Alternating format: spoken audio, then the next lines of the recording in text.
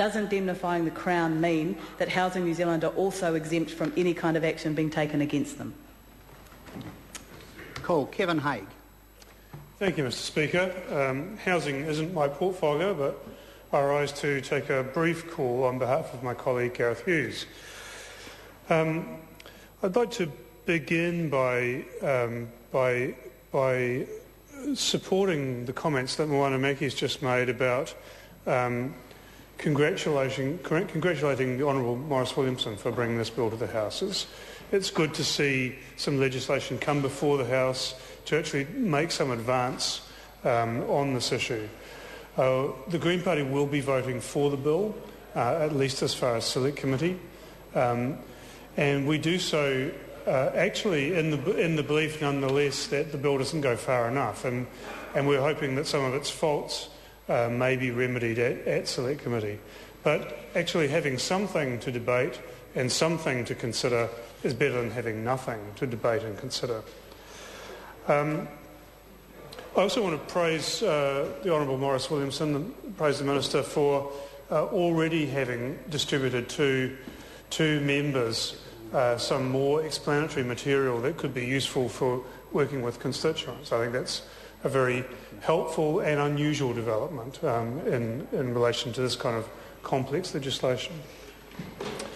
As Moana Maki and other speakers have said, this is a mess that was created by the national government of the 1990s in failing to regulate the building industry and indeed the broader network of industries surrounding building, or rather, in fact, deregulating those industries.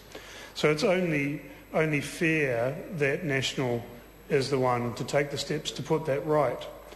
That said, to providing 25% of the cost while asking homeowners to front up with 50%, we believe is grossly unfair, given that it was the government's own failure to regulate that created the problem in the first place.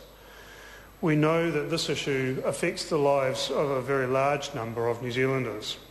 And we know too that the homes built in those laissez-faire years of the 1990s are the worst affected, coinciding with that deregulation of the building industry. The HUN report in 2002 called what happened at that time a major systemic breakdown across the entire building industry.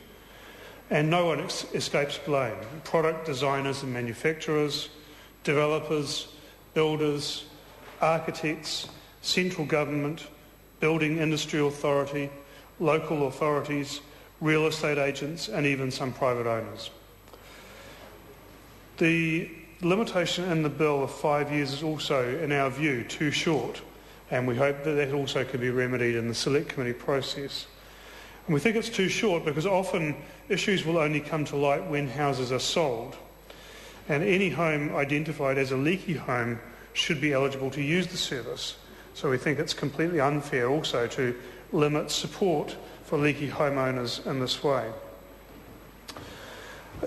This issue of leaky homes and the failure of that deregulation approach brings to front of mind a bigger issue, which is this issue of how do we get the best outcomes. And it's one of those fundamental political divides between political parties in the House, and I've spoken about it several times. The Green Party can accept that in some situations a free market could deliver the best mix of price and quality for consumer goods or services.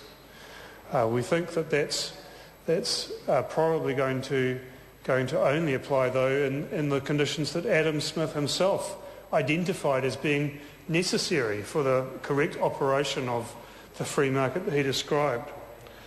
And where those conditions don't apply, and they don't apply actually in most economic situations, in the situation of most goods and services, then that free market approach will fail to deliver the best mix of price and quality. That provides a basis for the intervention of the state. the state also needs to intervene where vulnerable people need to be protected. The state also needs to intervene where it's necessary for public good to be generated, because free markets are poorly suited to those purposes. And so the Green Party can accept that sometimes sometimes certain market mechanisms. Well, actually, it is, Minister. It is Roger Douglas's fault.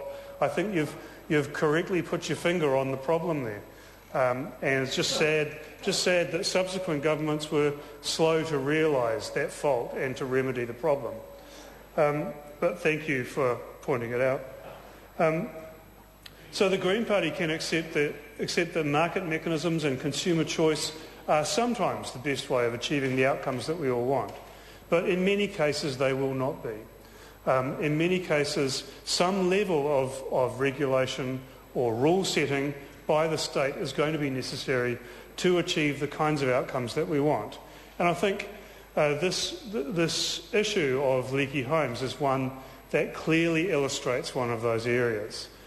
And so the point that I would make is that this is a government that I am not sure has entirely learned that lesson, because we do see again and again from this government too an approach to issues that falls back on an ideological belief that free markets will somehow deliver the best outcomes for everyone. There's some kind of magical thinking that actually consistently fails, and we've seen it, sir, in the term of this Parliament on biofuels, for example. It was one of the examples. We see it frequently on issues like country of origin labelling, and a personal obsession of mine is that as we see it in the failure to act to remedy another one of these pieces of ideological wreckage, and that is the free market in electricity generation and supply, which once again fails to deliver on many of the outcomes that, as New Zealanders, we expect. So